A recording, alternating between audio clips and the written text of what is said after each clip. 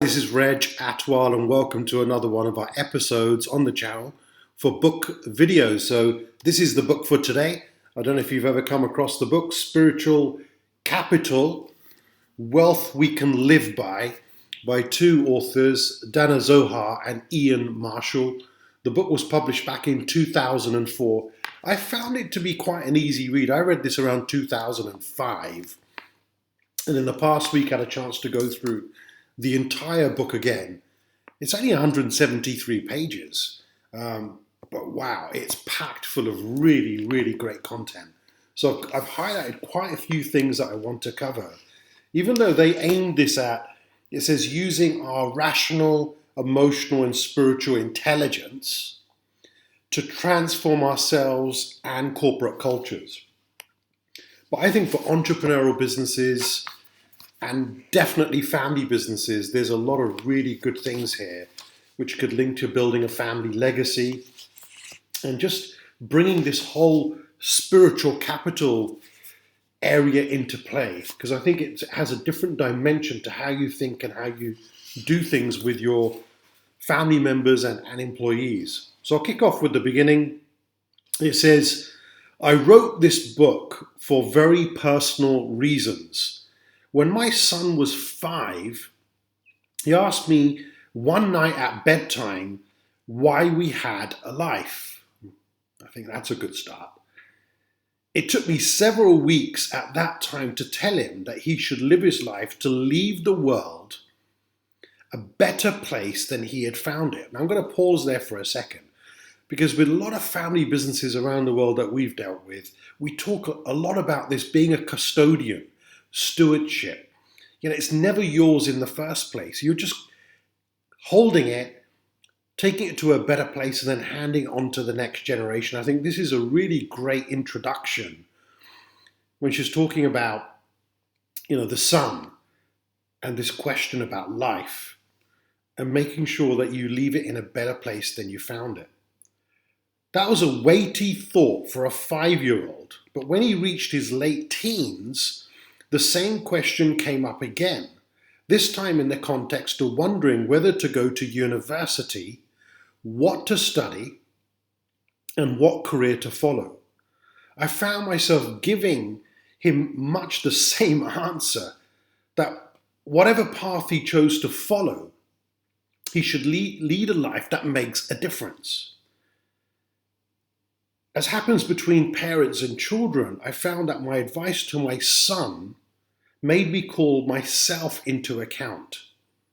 Was I using my own life to best advantages? Let's pause on that for a second. Are you making a difference with what you're doing? Do you have a life of purpose? Because that's really what this book is all about. It's all about purpose. What is that deeper motivation within to give you joy, give you fulfillment? And there's many other episodes I've done with interviews with great people on our channel where we talk about that. It says this self-questioning came at a low point in my life.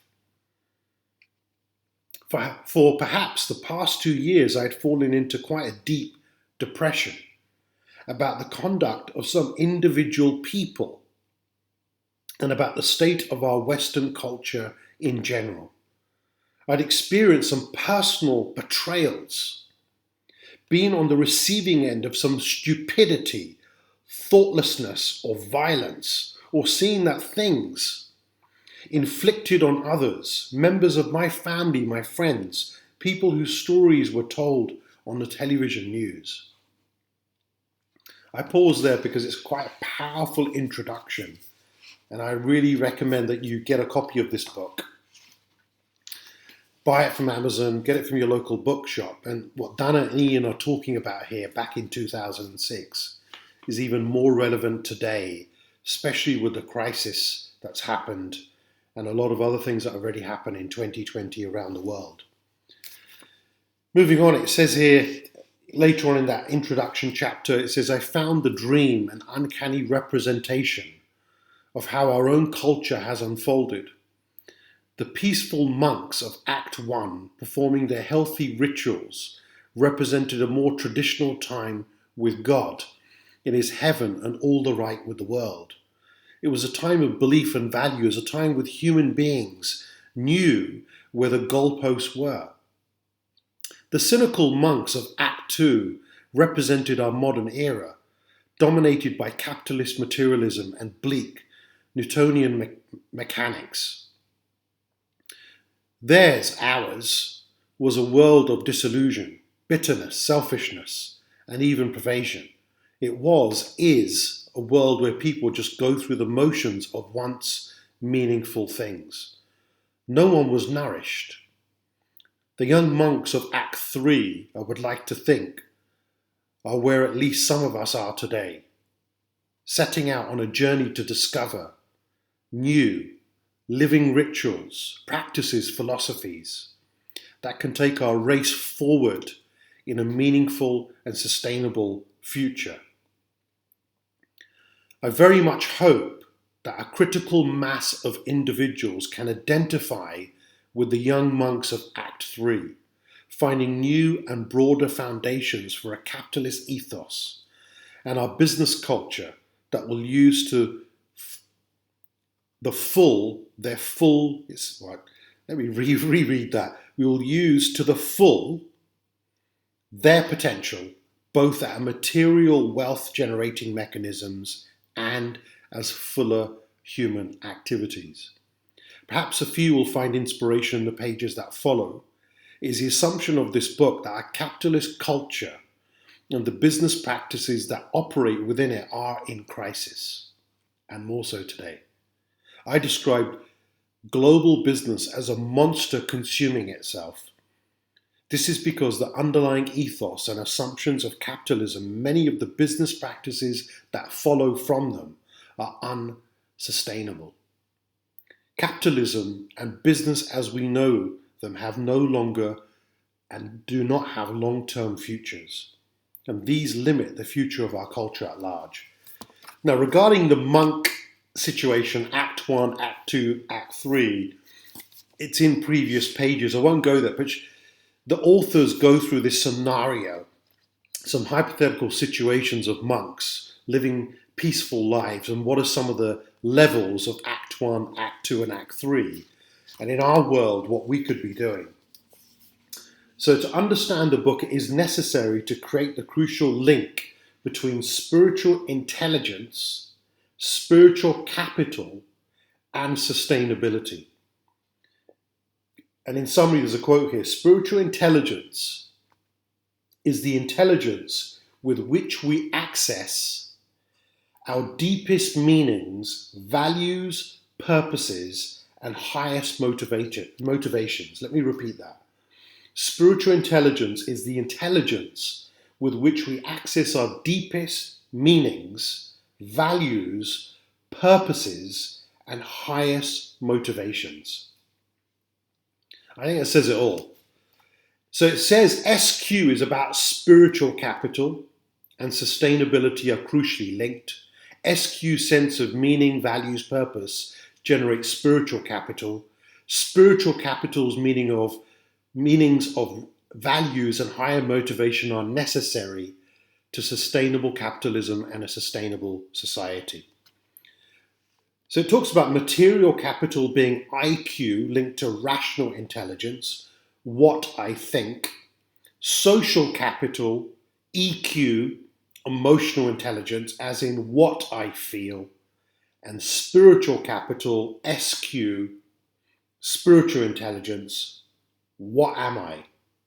And I would add to that, who am I? Why are we here? Much deeper questions. So material capital, social capital, spiritual capital, IQ, EQ, SQ, what I think, what I feel, what am I? I think that's a really good summary, and that's just in the first half of this book. So one of the things it talks about here is executive voices of business as usual. The environment is the government's responsibility. Never mind what our product is, just help us sell more effectively. The only purpose of this business is to meet our customers' demands and to make a profit out of it. We don't know what's outside the window. We don't care. I don't think we have trouble we have to trouble our minds with all this deep stuff to run our company effectively. I'm only in this job for the money. I don't think our responsibility to think about future generations. It's not our responsibility. Our job is to satisfy our customers now. We can't afford to think beyond now. We have to protect ourselves and our profits. And maybe in 2020 with the crisis, I'd add to that, which is, who cares about the future right now? We just need to survive. So the beginning of this book, it says the monster that consumes ourselves talks about what's happening in the real world with businesses today that are not exercising spiritual capital. They're not thinking about the deeper meaning and purpose of behind a business. They're not thinking about really the impact that their business is going to have in the future. So continuing, it is easy to envision some of the positive consequences we might expect from a business culture inspired by spiritual capital. This culture could steward and renew vital resources, and it would include future generations of stakeholders. Its broader vision and deeper values would inspire participants, replacing much of today's stress with a sense of fulfillment and making leadership within it a higher vocation. Corrupted self-interest would be replaced with dedication, and its deep compassion, active compassion, would address the inequality and anger that fuel both terrorism and social unrest. A value-based and values-based business culture such as this could raise the morale, standards, and vision of politicians and society at large, as well as bringing more happiness and a more significant sense of meaning to the many individuals concerned.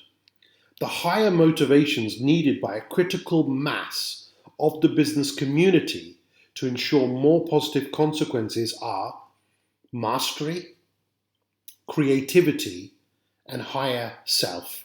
And then it has a chart here on page 37. Scenario 1, business as usual, depletes resources, ignores future generations, personally dispirited, egotistic leadership, stress, corrupted self-interest, fuels terrorism and unrest, and lastly, fear. This is business as usual around the world. A spiritual capital-based organization would have the following: preserves and renews resources, sees future generations as stakeholders, inspiring, leadership as a vocation, sense of fulfillment, dedication, addresses inequality and anger, and finally, hope. Now, this is such a powerful book. I think every leader should be reading this book right now. The scales of motivation is an entire area where it goes beyond the basic Maslow's hierarchy model and talks about deficiency needs as well as higher needs. So deficiency needs are typically around self-assertion, anger, craving, fear, guilty and shame. Higher needs would lead to exploration, power within, mastery, higher service, world soul. At the highest level, what they refer to in the chart of scales of motivation is +7, which is enlightenment. You know, don't we all want to get there? Isn't that what it's really all about? So 7 questions to ask when using the scale motivations.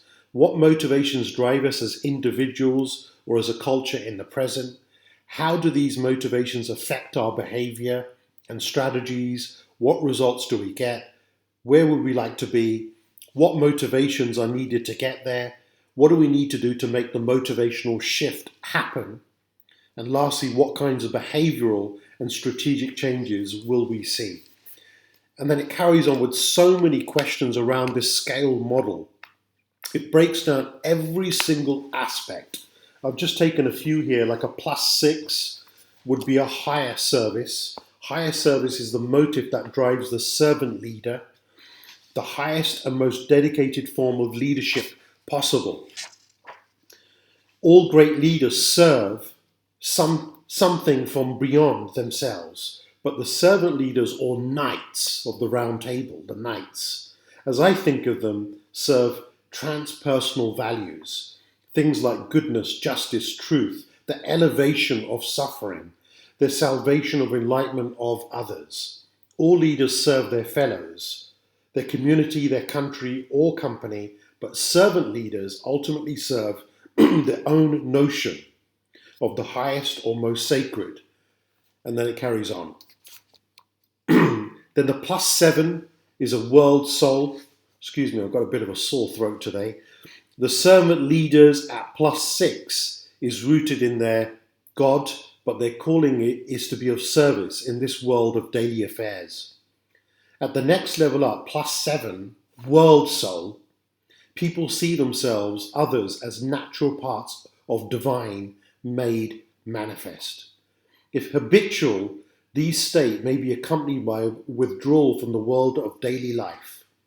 As with monks and some artists, these people, perhaps only 1 in 10 million of the population, commune with a world with pure forms. And then it goes, excuse me, very, very deep. I'll have a glass of water. And then it goes a lot deeper into the +7 scale number of world soul. +7, enlightenment. We come at this point almost to the failure of words or images. As Lei Tauzo wrote at the opening of Tao Te Chang, the way that can be expressed in words is not the eternal way. The small handful of people in human history who've reached enlightenment and written about it can only allude or speak in metaphor. They speak commonly on the total absorption of annihilation of self in the absolute or the nothingness.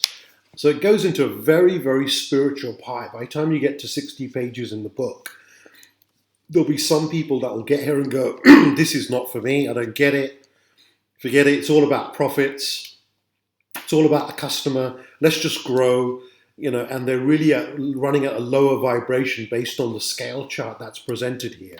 So let me go further into the book. As it says here, talks about 10 principles to develop SQ and going through this paradigm breaking and paradigm making abilities that you need to have in your organization. So it talks about self-organizing. These systems have a proper order sleeping within, but this order is potentiality that then takes on whatever form. There's bonded instability, emergent, holistic, adaptive. I think that's really relevant in today's world. Adaptive says these systems are not only learn as they go, they create themselves as they act to explore their own futures. This adaptation is always mutually self-creative dialogue with the environment to which they are internally sensitive.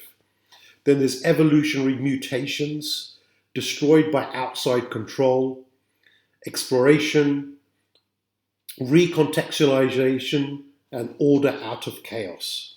And then it breaks down each of those principles one by one, and it just goes into a lot of depth. I love this area about compassion, page 92.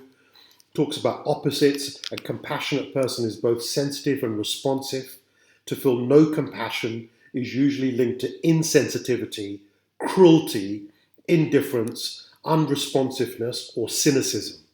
So it takes you through the yin and yang, both sides of the hand with each of these situations, and then leaves you with questions behind each one of them to assess yourself. For example, the compassion check.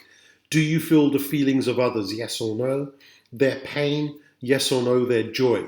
Have you ever felt a universal sense of gentleness or nurturing love? Would you agree with the statement, I am my brother's keeper because my brother is myself? So there's a lot of great exercises here that you could do with your teams to work on these principles. There's reframing section, overcoming adversity. So adversity check. Do you learn from and grow beyond past failures? When bad things happen, do you find some way to carry on despite them? Do you bounce back reasonably quickly from periods of gloom or dark depression? Humility check. Are you happy to recognize that you are but one player in a large drama? If you make a mistake, can you admit it gracefully? Do you think that your importance comes from something larger than yourself? That you owe your gifts to a deeper or higher self? Then this sense of vocation. Do you feel that you want your life to make a difference? When someone does you a favor, do you feel that you should pass on a gift to the next person? So chapter 8 moves into how to shift everything in the scale chart and how SQ processes act on motives. I won't cover that again. You're going to have to read it. Then it talks about the dialogue group. And I really like this because I've learned a lot from this particular chapter.